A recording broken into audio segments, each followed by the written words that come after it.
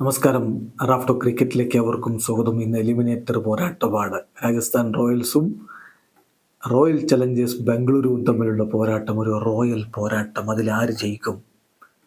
എന്തായാലും ക്രിക്കറ്റ് പ്രേമികൾ, പ്രത്യേകിച്ച് മലയാളി ക്രിക്കറ്റ് പ്രേമികൾ ആരുടെ കൂടെ നിൽക്കും? സഞ്ജു സാംസൺ നമ്മുടെ സ്വന്തം പയ്യന, എന്നാൽ മറുഭാഗത്തോ കിങ് കോഹ്ലിയാണ്, ഇന്ത്യൻ ക്രിക്കറ്റിൻ്റെ കിങ് ആണ് മറുഭാഗത്തുള്ളത്. അപ്പോൾ ഈ രണ്ട് താരങ്ങൾ തമ്മിൽ ഏറ്റുമുട്ടുന്ന പോരാട്ടം കൂടിയായിട്ട് വേണം ഇതിനെ കാണാൻ. ഒരു ഭാഗത്ത് സഞ്ജു ക്യാപ്റ്റൻ ആണെങ്കിൽ മറുഭാഗത്ത് ക്യാപ്റ്റൻ അല്ലായിരിക്കാം കോഹ്ലി, പക്ഷേ RCBയുടെ എല്ലാമാണ്. പലപ്പോഴും അദ്ദേഹം ക്യാപ്റ്റൻ അല്ല എന്നത് മറന്നു പോകുന്നത് നമ്മൾ കാണാറുണ്ട് ടീമിനെ ഉത്തേജിപ്പിക്കുന്ന കാര്യത്തിൽ. ഈവൻ കഴിഞ്ഞ കളിയിലൊക്കെ നോക്കുക, ബോൾ ചേഞ്ച് ചെയ്യാൻ വേണ്ടി അമ്പയർമാരോട് ആവശ്യപ്പെടുന്ന ഘട്ടത്തിൽ ഫാഫാണ് അത് ചെയ്യേണ്ടത്, ഫാഫ് അത് ചെയ്യുന്നുമുണ്ട്. എന്നിട്ടും കോഹ്ലി പോയി അതിൽ ഇടപെട്ട് കാര്യങ്ങൾ ചെയ്യുന്നത് അത് ഓവർ അഗ്രഷനാണ്, അല്ലെങ്കിൽ അത് അദ്ദേഹം ക്യാപ്റ്റൻ അല്ല എന്നുള്ളത് ഓർക്കുന്നത് നല്ലതാണ് എന്നൊക്കെ ചില എക്സ്പെർട്ടുകൾ പറയുന്നത്. സംഗതിയൊക്കെ ശരിയാണ്. പക്ഷേ RCB കോഹ്ലിക്ക് അത്രയധികം പ്രിയപ്പെട്ടതാണ്. നായകനാണോ അല്ലയോ എന്നൊന്നും നോക്കേണ്ടതില്ല. ടീമിന് വേണ്ടി എല്ലാം സമർപ്പിച്ച് പോരാടാൻ കിങ് കോഹ്ലിക്ക്. അപ്പോൾ ഈ രണ്ട് വമ്പൻ താരങ്ങൾ തമ്മിൽ പരസ്പരം ഏറ്റുമുട്ടുന്നു. ഒരു ഭാഗത്ത് കിങ് കോഹ്ലി ആണെങ്കിൽ മറുഭാഗത്ത് മലയാളി ക്രിക്കറ്റ് പ്രേമികളുടെ സ്വന്തം പയ്യൻ സഞ്ജു സാംസൺ. അദ്ദേഹത്തിന് ശരിയാണ്, മലയാളികൾ മാത്രമല്ല ആരാധകരുള്ളത്. മികച്ച പ്രകടനം തുടരുന്ന സഞ്ജു സാംസൺ ഈ സീസണിൽ 500 റൺസ് കടന്നു കഴിഞ്ഞു. കോഹ്ലി 700 റൺസ് കടന്നു കഴിഞ്ഞു. അപ്പോൾ ഇന്നത്തെ കളിയിൽ നമ്മൾ ചില സ്റ്റാറ്റ്സ് നോക്കിയാണ്. Stats that matter. കിങ് കോഹ്ലിയെ പൂട്ടാൻ രാജസ്ഥാൻ റോയൽസിൻ്റെ കയ്യിൽ ആയുധമുണ്ടോ എന്ന് ചോദിച്ചാൽ ഉണ്ട് എന്ന് പറയേണ്ടി വരും. കാരണം അതാണ് കണക്ക്. നേരത്തെ ഈ രണ്ട് ടീമുകൾ തമ്മിൽ ഏറ്റുമുട്ടിയ മത്സരത്തിൽ സെഞ്ചുറി നേടിയിട്ടുണ്ട് കിങ് കോഹ്ലി അന്ന്. പക്ഷേ ജോസട്ടൻ്റെ സെഞ്ചുറിയിൽ 6 വിജയിച്ചു. പക്ഷെ അന്നത്തെ മത്സരം കളിക്കാൻ ഒരാളുണ്ടായിരുന്നില്ല, സന്ദീപ് ശർമ്മ. പരിക്കേറ്റ് അദ്ദേഹം കളിക്കളത്തിന് പുറത്തായിരുന്നു.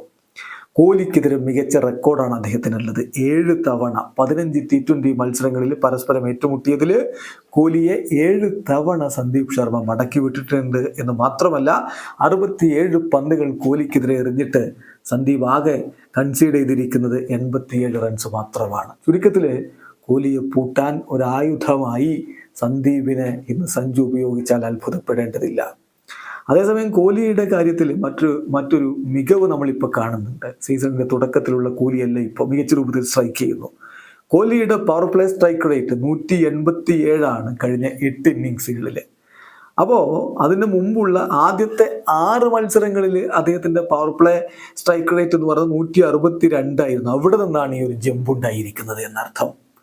അപ്പോൾ കോഹ്ലി വലിയ രൂപത്തിൽ കാര്യങ്ങളിൽ മാറ്റമുണ്ടാക്കി കഴിഞ്ഞിരിക്കുന്നു. കോഹ്ലി മാത്രമല്ല, അതിപ്പോൾ RCBയും RRും തമ്മിലുള്ള കണക്കെടുത്താൽ തന്നെ വലിയ മാറ്റങ്ങൾ നമുക്ക് കാണാൻ പറ്റും. ഇപ്പോൾ RCBയുടെ ഒരു മാറ്റം നോക്കുക.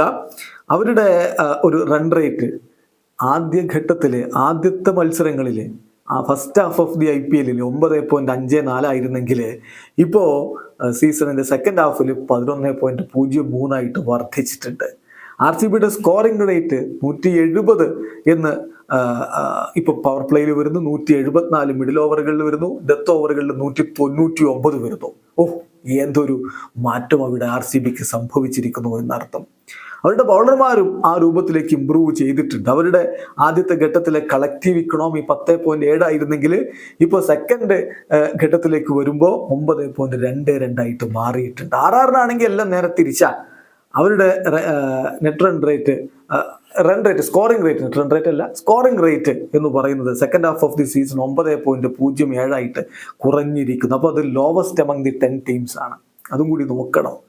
അതുപോലെ തന്നെ അവരുടെ ടോപ്പ് 4 ബാറ്റേഴ്സ് കളക്റ്റീവ്ലി അവരുടെ ആവറേജ് 50 ആണ്. സ്ട്രൈക്ക് റേറ്റ് 153 ആണ് ആദ്യത്തെ 9 ഇന്നിങ്സുകളിലെങ്കിൽ അതിനുശേഷം ആ ഒരു പ്രൊളിഫിക് ആയിട്ടുള്ള പ്രകടനം അവരിൽ നിന്ന് വരുന്നില്ല. കഴിഞ്ഞ 4 സക്സസീവ് ഡിഫീറ്റ്സ് നോക്കുക. അതിൽ അവരുടെ ആവറേജ് 31.66 ആയിട്ട് ഡ്രോപ്പ് ചെയ്തിട്ടുണ്ട്. സ്ട്രൈക്ക് റേറ്റ് 133.42 ആയിട്ട് കുറഞ്ഞിട്ടുണ്ട്. യശസ്വി ജയ്സ്വാളിന്റെ കഴിഞ്ഞ 3 ഇന്നിങ്സുകളിൽ സമ്പാദ്യം 32 റൺസ് മാത്രമാണ്. സഞ്ജു സാംസണിന്റെ കഴിഞ്ഞ 2 ഇന്നിങ്സുകളിലെ സമ്പാദ്യം 34 പന്തുകളിൽ നിന്ന് 33 റൺസാണ്. റിയാൻ പരാഗ് മാത്രമാണ് അവിടെയും മികച്ച രൂപത്തിൽ പോകുന്നത്.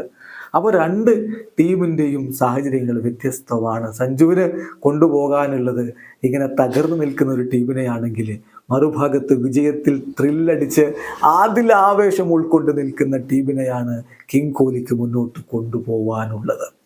ഇനിയും കണക്ക് നോക്കുക, യാഷ് ദയാലിൻ്റെ കാര്യം. അദ്ദേഹം ഇപ്പോൾ RCBക്ക് വേണ്ടി വളരെ ക്രൂഷ്യലായിട്ടുള്ള റോൾ വഹിക്കുന്നുണ്ട്. 8 വിക്കറ്റുകളാണ് അവരുടെ സക്സസീവ് വിജയങ്ങളിൽ അദ്ദേഹം നേടിയിട്ടുള്ളത്.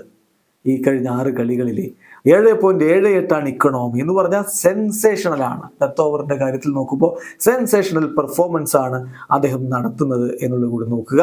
അപ്പം ജയ്സ്വാളിനെതിരെ മികച്ച മാച്ചപ്പും അദ്ദേഹത്തിനുണ്ട്. ഇപ്പോൾ 11 റൺസ് 12 പന്തിൽ നിന്ന് ആകെ ജയ്സ്വാളിന് അദ്ദേഹം ഇതുവരെ കൊടുത്തിട്ടില്ലെന്ന് മാത്രമല്ല 2 തവണ അദ്ദേഹത്തെ പറഞ്ഞു വിടുകയും ചെയ്തിട്ടുണ്ട്. അപ്പോൾ ഈ കണക്കുകൾ ഒരു ഭാഗത്ത് RCBക്ക് അനുകൂലമായിട്ട് നിൽക്കുന്ന കണക്കുകൾ, വിരാട് കോഹ്ലിക്ക് അനുകൂലമായിട്ട് നിൽക്കുന്ന കണക്കുകൾ. സഞ്ജുവിൻ്റെ കാര്യത്തിൽ സഞ്ജു ഇന്നും ഫോമിലാണ് ഇതുവരെ കളിച്ചുകൊണ്ടിരിക്കുന്നത് എന്നൊക്കെ പറയുമ്പോഴും RCBക്കെതിരെയുള്ള മൊത്തം കണക്കെടുക്കുമ്പോൾ അത്ര മികച്ചതാണ് എന്ന് നമുക്ക് പറയാൻ പറ്റില്ല എന്നുള്ളതാണ് യാഥാർത്ഥ്യം.